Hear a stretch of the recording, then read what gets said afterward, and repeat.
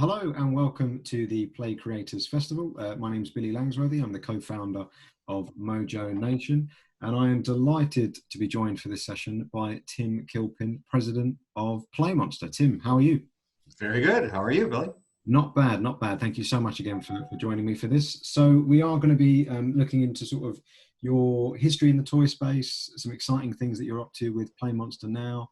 But I think we should probably start way back when in the, not way back when, that sounds terrible, that ages you. But back in the beginning, when you first, what your first steps in the toy industry looked like? Wait, aging that by definition that's going to age me. It's okay. I've been in the industry for I think it's over 35 years now, and I started in the industry in 1984, way back in 1984 at Mattel. But my first job was as a package copywriter.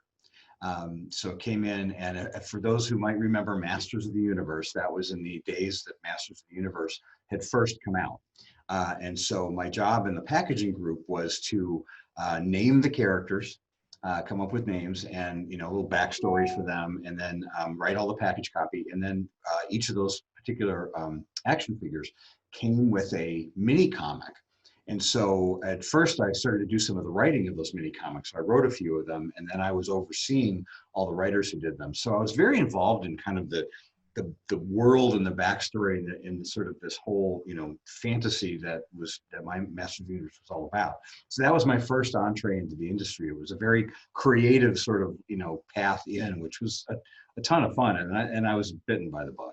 Yeah, that's amazing. That's an amazing first gig to have. And I mean, is there any are there any names you're particularly proud of that made it in? Oh gosh, I don't know. I don't know. I don't know if there's any one that stands out because we were naming so many of those things. Pretty much for a while there, you just put OR at the end of anything. It kind of worked. So it was Spider, stuff like that. It was kind of silly. Was there a Timor? Did Timor make No. There we would have added an AK, Timac or something. Nice. Yeah. It was kind of silly work, but actually I learned a lot from that process. Yeah, absolutely. And as you mentioned, you've then worked at Disney and Mattel, and these are big, big gigantic cat companies. And I'm interested, what do you think in your roles there, and in general, having worked at other companies as well, what is the key to sort of fueling creativity in sort of larger companies, which from the outside might be seen as sometimes slow moving beasts, but what is the key to keeping things moving there? Well, you're right that those large companies can be slow, can be risk averse. And I kind of experienced a little bit of all of that, both at Disney and Mattel. However, the one thing that I learned a lot of things from being in those companies, but one of the key things was figuring out, where inside the organization you could take those risks, where you could kind of push people to be, a little more creative and a little more outside the lines, and then figure out how you could move that through those organizations to get support and approval, and then ultimately to bring something to market. Because the beauty of working at a big company like a Disney or Mattel is once they're behind something, it can really be, massive and magical and exciting and great things happen. At Disney, my team on the toy side had created the world of Tinkerbell. And it was all sort of started from this idea, way back then. That was been early 2000s. Where does Tinkerbell go? And when she's not with Peter Pan, what does her world look like? What do her friends look like? What do they do? And so we started with that general premise, and we knew that there was an opportunity from a toy perspective to create a magical fairy world that could really, in 3 dimensions, be really something special. So we started to work around that, but you have to bring a lot of people along on that journey. And so the other thing that I really learned a lesson about in both companies was if you did your homework in terms of the consumer insights around those concepts, you could really do a lot. But you needed to do that homework. So we actually did some consumer testing around the world of Tinkerbell back then. And it was one of the first times that group had ever seen anybody go do early consumer testing. They were used to testing a TV show when it was done, or they would test a movie when it was done. And we said, well, we want to test this in the very early stages and find out girls like it, and then and so we took it to the publishing people. We took it to, we had to take it to Roy Disney. Roy Disney was still alive then, and you were going to mess with the jewels. You needed to go to Roy and show him, what you were thinking. And so that whole journey of push the boundaries, try something, test it, talk to consumers about it, and get a read on it so that you can kind of carry it forward. And we did the same thing at Mattel on Monster High back in 2010 when we launched that fashion doll brand that was very much outside the lines, in terms of a traditional fashion doll. But the team that had done the early creative work could really come up with something special. And we did a lot of sort of consumer testing work around it to get a sense of, does this resonate? Is this, we think this is something special here, but let's hear from girls. Let's tweak it. Let's, kind of make sure that it answers the things that they think are cool. And then as a result, the company put the full force of its weight behind that launch, and it was a massive success. So there's a journey that those things have to go on in a big company like that you have to, you got to do your homework. Yeah, absolutely. I'm interested, especially with that Tinkerbell example is really an interesting one in terms of, some people find the constraints of IP and brands help fuel creativity. Other people like to have an open book and start from scratch. I mean, how did you find, in terms of the companies you've worked at and some of those launches, do you find actually, with that Tinkerbell example, there is a certain amount of world there, and there is a certain amount of character to go off? Do you prefer having that sort of slight constraints before you leap into something? I would tend to sort of want to give challenges to the creative teams that have some amount of parameter around it. And usually the parameter wasn't much more than trying to answer either a play pattern need, whether it was nurturing or whether it was collecting or what, or it was some other kind of emotional benefit that we knew that kids were always looking to try to answer, whether it was a, mastery or learning how to do something, or learning, or creating something, an arts and crafts kind of an experience. So we would start with sort of those play patterns and those emotional benefits, and then say, all right, think about, where those things can come from. They might come from, vehicles. They might come from action figures. They might come from dolls. They might come from arts and crafts. And, you could start to mix and match all sorts of different things. But usually we had to kind of give them some sense of parameter, some sort of, you weren't going to paint the picture for them, but you had to give them, the paper and the palette and some colors. You had to give them something to start with. And then something to challenge them with. And usually I found that my creative teams, always more than rose to the challenge. Yeah, amazing. And before we get on to PlayMonster, obviously your sort of job before that was president and CEO at Activision Blizzard's Consumer Products Group. And I'm interested because before I was into the toy industry, I was in video games from the editorial side, from the trade magazine side, covering that world. And one of the things that I thought was very interesting is moving from video games into toys, some of the differences in terms of how they talk about their creatives, or if they talk about their creatives.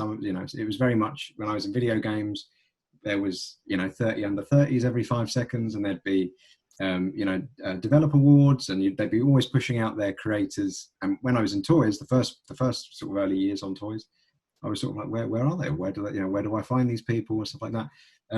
But interestingly, when I would interview anyone that would make a transition from video games to toys, they'd have very varying experiences. You get some people who would say, "Oh, things were so quick and exciting, and in video games, and I've moved into toys, and it's a lot slower." Or some people would have the opposite, and they'd think that they like the pace of toys, and actually it was crunchy and tough in video games. So I'm interested in, having had a lot of toy experience going into consumer product at a video game company. What were some of the key differences in sort of that world and how it works?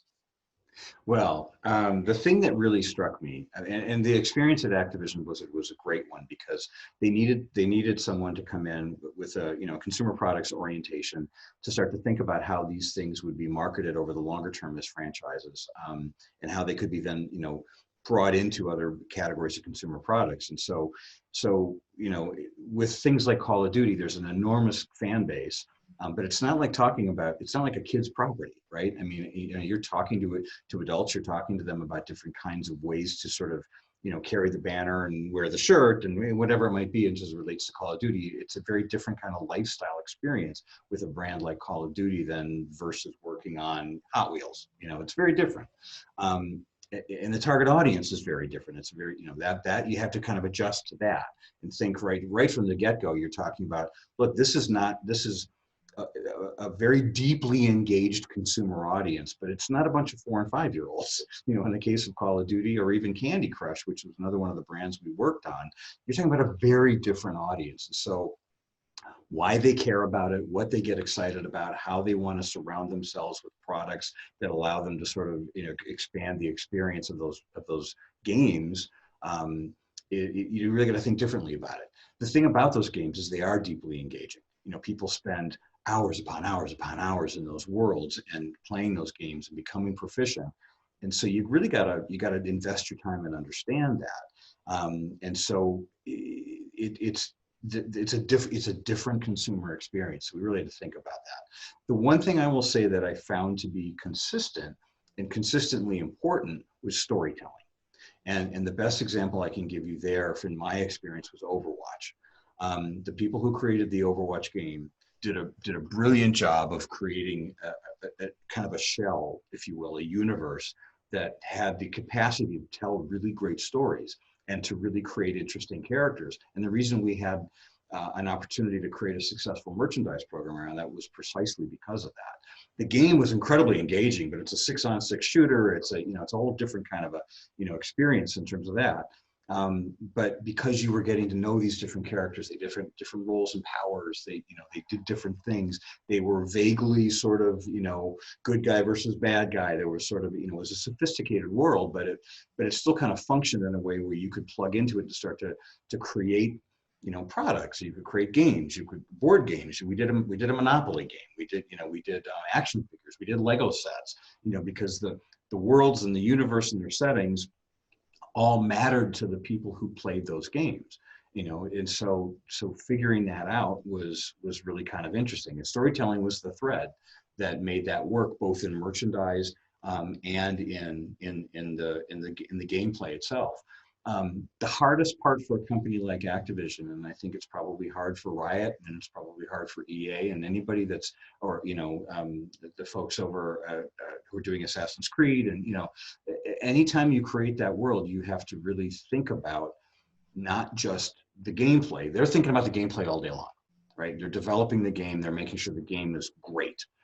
But if you don't sort of make sure that the rest of the universe around it, including the story and the characters themselves, are engaging, then you're never going to be able to do anything else with it. You're never going to make it a franchise. My personal belief is Overwatch is the next Marvel. Overwatch has the potential to be that. But they've, as a company, they have to decide, does that matter to us? Are we gonna make it the next Marvel? Because they could. Yeah. They really could. And I mean, do you think there's something in the way that kids TV, and we're seeing more and more big hits coming from toy companies and TV studios and channels partnering up right from the off, so that the TV shows are created in certain toyetic ways, and that there's a close relationship between the toys and the TV show, not in a cynical way, just in a way that feels organic, that sort of thing. Do you think there's a scope that can work with video games? Is there ever going to be, a time where the consumer products team are brought in at, with the developers, and there's a chance to say, actually, could you do this? Or is that sacrilege in the world of video games? Well, no, I think increasingly people who are developing these games are recognizing that there is a potential to create something that is much broader with a bigger footprint over a longer period of time if they think about that in a planful way. And I would kind of point to Fortnite as the first of the ones where, look, they did not create Fortnite with merchandise in mind. I can almost guarantee that. They created a great battle royale format game. But what organically happened was everybody wanted to engage in that world. They wanted to play out those characters and archetypes. They wanted to collect them. They wanted to do all those things. And so I do think as they now start to see that happening, they're going to start to say, oh, you know what, let's step back, let's plan this, because it has the potential to be a 5, 10, 15, 20-year franchise that could work on all of these platforms, all of these levels, not just one. And one might be very big and very profitable, but it can work across all of them. And, you know, and that, frankly, that was the reason I took the job at Activision, because I'd had the conversation with Bobby Kotick and the folks who ran that company at the time. And that was their vision, you know. And by the way, it extends into esports. You know, they took it to that next logical step with Overwatch League and with esports. And so it's yet another way to engage in a franchise, in a world, in a set of characters that, you know, that's powerful, you know, when you can create that. Yeah. So I think you'll see more of it. Yeah, no, absolutely. And I think it's interesting because, you know, Fortnite, and when you look at where these brands are coming from, whether it's you know, a baby shark, you know, popping up out of the depths of YouTube, or not the depths, you know, in a night, I meant in a literal fish way rather than anything bad. You know, you get these brands are coming from all over the place. It's not, I suppose it's no longer the fact that it's just the big movies, or it's, you know, just these big characters from various places. So in terms of for your job in where you look for inspiration, or where you look for the next thing, is it now that you're sort of anything is possible? It could come from a YouTube video, it's a video game. You know, does that make life difficult, or is that an exciting prospect for you? Oh, I think it's incredibly exciting. I think to some degree there's been a democratization of content over the course of the last 5 or 6 years, as YouTube sort of established itself as an opportunity and as a platform where people can go and identify and find and discover and, you know, watch and engage and share. You know, that sort of opened up all sorts of things. We weren't all just talking to Nickelodeon, you know, about what the next Nickelodeon show, and that takes nothing away from Nickelodeon. They do incredible work, but they're not the only place today where you can find and create and share that kind of storytelling and content. Baby Shark's a great example. I think to me that's enormously exciting, that where, you know, you can be looking out at all these potential places for where great storytelling and great content and great characters can reside and bubble up and take advantage of that. So it can be video games, it can be YouTube, it can be TikTok. I mean, you know, these platforms that gain that kind of scale, we're probably not that far away from somebody creating something that is a truly merchandisable, you know, sensation coming out of TikTok. Yeah. You know, these are, you know, and it's our job in our particular category to scan the horizon for those things and identify where they're happening. You know, I just, to me, that's really exciting. Yeah, absolutely. And we should jump into the present in terms of now you're president of PlayMonster. I'd read somewhere you'd retired, but not to go full Pacino on you, but what is it about PlayMonster or toys that dragged you back in just when you thought you were out? What happened? I've retired twice now. It just doesn't stick. No, I actually had come home, retired here in Wisconsin, where PlayMonster's located, and you know, was kind of just sort of taking it easy for a bit. But I knew Bob One and his team. I'd known them before and had, you know, worked with them a little bit before. And so Bob had said, you know, just come on over 1 day or 2 days a week and see what we're doing and see what you think, and, you know, and help us out and take a look at this or that, you know, and very casual. And so I did, and that was sort of the outset of when they had brought Snapships in, which was, I mean, they found that from, it was actually, interestingly enough, 2 video game designers who created that. And one guy's a Call of Duty a veteran, and one guy's a Neversoft software veteran. And they did it for maker fairs. They created it themselves, and they were taking it around to maker fairs, and that's where our design team saw it. And it was like that was that moment where you go, oh, this is a bigger idea. This is great. And so I was working on that sort of, you know, a day or 2 a week and helping them out and looking at other things. And ultimately, you know, as Bob and his partners in Audex, who are the private equity firm that own the company, were starting to look at, you know, where does this go over the course of the next few years? They'd made a couple of acquisitions recently that did well. It just sort of fit that I could come in and do something full time with them. So I'm overseeing product development, I'm overseeing sales and marketing and business development, and I love it, you know. Yeah. And Snapships is a really good sort of first example of what we think is possible for the future for the company. Again, the team saw it. They saw a great, building in modular building system concept. And when I sat down with them, we started talking about this idea can be bigger. This is a great concept as a toy, but let's talk about, why do you buy more deeply into this system? What's the storyline underpinning this? What are the stakes? Can you create a fantasy world around this that is richer and deeper, that really gives you a reason to want to buy more deeply into it and create, new battles and all that kind of stuff. And then, can we challenge ourselves to bring some of that battling play to it? Because if you've seen the products, and I know because I see them on your shelf. There you go. Like Mary Poppins handbag down here. I've got all these, and it's been wed to my right since I've got it. It's like a time machine. As soon as I started putting it together, I've regressed. I've been swooshing it off the back of there. It's been taken off. Go. This guy's been all over it. Fantastic. See, one of the things about the concept is, and by the way, we're big fans of Lego. We love Lego. But the thing that when your kid builds a Lego set, it's a great experience. But the playing with it is part of the experience sometimes isn't, because sometimes they don't stay together, and the design functionality of this particular product, it's designed to stay together. It's designed to be played with. It's designed to shoot. It's designed to, to battle. It's designed to fly. And yeah, exactly. And so so that's kind of where we started from. And then we started talking about, okay, how do we tell stories around this? How do we build a bigger universe? How do we, how are we going to tell a marketing story around this? And this is the most comprehensive marketing program that the company's ever done. We're doing television, we're doing YouTube animation, we're doing an app that the original inventors of the concept, the video game team, created an app that gives you alternative builds and digital instructions and an AR experience, and we got all of that going on. So we built an ecosystem around this, and I will tell you that that for us, that's not an anomaly. Now we want to do more of that. We think that this is kind of the price of entry for building something that can be big and multi-platform and have a longer life. And so you're going to see us do more of that.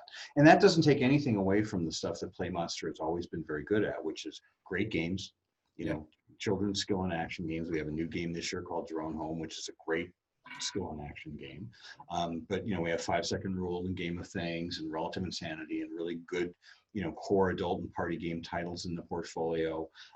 We have recent acquisitions that have brought us the rights to Spirograph. And in this particular, lockdown universe that we live in right now, arts and crafts, in particular, brands like Spirograph are doing incredibly well. Yeah. And so we're building on that success, and we're starting to bring some more innovation to that brand. So it's a really great time to be working in a company like this that has sort of that, palette to work from, that portfolio to pull from. Yeah. So yeah, that's what we're doing. No, it's really, like I said, it's a very exciting product. I like as well because you've got the display. The top becomes the display thing. So there's obviously that, there's lots of people who will be, I'm sure, collecting and showing off their collection and stuff like that in a great way. And is it something that I suppose, obviously, you guys have got a really nice reputation in terms of the inventor community. People are big fans of Adam Hockerman, who does a lot of that, and your wider team. Is that something that the inventor community should be aware of in terms of moving forward? Obviously, there's lots of great games they pitch and stuff like that, but if they have ideas for these sort of brands that they think actually there's great products at the heart of it, great stories, and it has this potential to expand into other areas, that's something now that they should be bringing to PlayMonster. Yes, it absolutely is. And as a matter of fact, Adam and I are doing a series of calls right now with a number of inventors from around the world to have exactly that conversation. Because we want them to understand that, first of all, we talk to them all the time and we see their concepts all the time. And, but, they also, and I understand, they talk to a lot of toy companies, and as they should, that's what they do. But I've been kind of stressing to them as I've had this conversation that, please consider us, please take us seriously. We're looking to do more. We're looking to, to build more off of the ideas that you bring us. And I'm actually using, as my calling cards in this conversation, both Drone Home, which is an inventor item, which is a great skill and action game that we think is going to have multiple years of life, and Snapships, because they're both great examples of, we take a great idea from a really smart inventor and really build from there and do more with it. So that's exactly the conversation we're having right now. Absolutely, great. And I suppose the last thing, you've obviously picked an interesting time to join the company and do all this sort of stuff.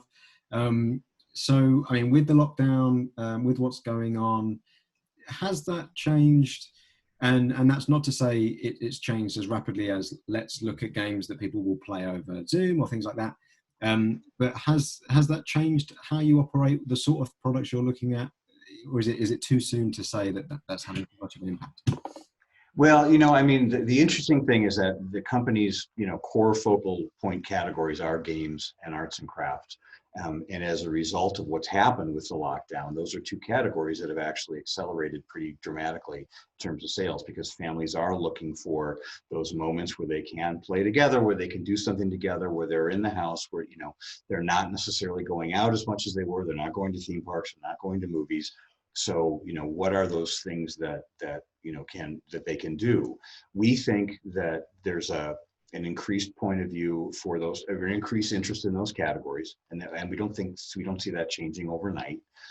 We think that brands that have some resonance over a longer period of time, in particular brands like Spirograph, and we're doing products like in color forms, and these are brands that we think are going to resonate and are going to, especially during this time, people sort of want to have that sort of sense of, familiarity and comfort that comes from that experience with brands that they know and love, and in some cases grew up with. So we think that that's going to be important. We've always tried to, make sure that the play experiences we were delivering had a high quality to them. And so that doesn't change. That's always going to be what we strive for. But I think what we're seeing right now is that people are putting even more stock in that. People find that to be even more important. They want, when they get together with their family, they're going to open up that box with the Snapship in it, or they're going to open up the game, that they have an expectation for a quality product and a quality experience that comes from that product. And so that's the bar we set for ourselves when we think about that. So I don't think we're seeing that that's necessarily going to change dramatically in terms of what our consumers are looking for over the course of the next several months and well into next year. Working in this environment is an interesting challenge. We're, with the exception of today, we're pretty much remote and working that way. That's actually worked better than we all expected. People have really kind of risen to the challenge and worked, really hard to make it work. But I will tell you, there's a serendipity that comes from, being face to face in an office from time to time, and, having, 3 or 4 people kind of, heads together over a toy concept. We miss that, and we're trying to figure out how to replicate that virtually when we can't be doing it. So that's a leadership challenge that we're figuring out. But I've found here that the environment and the people, they embrace challenge, and they want to figure it out. Yeah. They believe in what we're doing for, bringing these kinds of products and these kinds of experiences to families.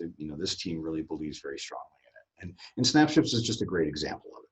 Yeah, absolutely. And my last question before I let you go, we always ask people on the site and also with these conferences for sort of what are your own personal ways to fuel your creativity. You're obviously with creative people. You are a creative person. How do you fuel your creativity? What helps plant ideas into your head? Oh gosh. Well, I mean, I am a musician by hobby. Okay.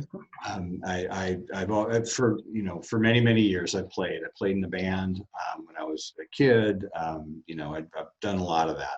I record music today, and I have sort of my whole setup with my guitars and my keyboards and stuff like that. So I love doing that. That's my own sort of personal little escape. And it just gets, it's a creative outlet, if you will. But I love to walk the stores. I love to walk the aisles. I love to go, walk down the toy aisles. I look for what other people are doing. I'm inspired by, what I see our competitors doing, and I'd like I pay close attention to that. I'm inspired by great storytelling. We were talking the other day about Disney Plus and The Mandalorian, and I don't think anybody called that a Star Wars series on a streaming service was going to be the thing that drove the most interesting and unique new merchandise opportunity in the course of a year. Pandemic or not, I mean, The Mandalorian was a game changer. And it was not only a great creative success, it was a great merchandising success, a great business success. And that to me is just really interesting. And I like watching those things happen because the game changes when those things happen. And so, challenges all of us to think, okay, it's time to raise our game, and I love those challenges. Absolutely. Well, no, a massive thanks for taking the time out for this, Tim. And congrats again on the fairly new role and the work, especially with Snapships. It's been a hit with me. I'll be getting the rest. So that's excellent. Love to hear that. One down. Massive thanks, and hopefully we'll catch up soon. All right. Thanks, Billy. Appreciate it. Good stuff. Cheers, Tim. All right. Bye-bye.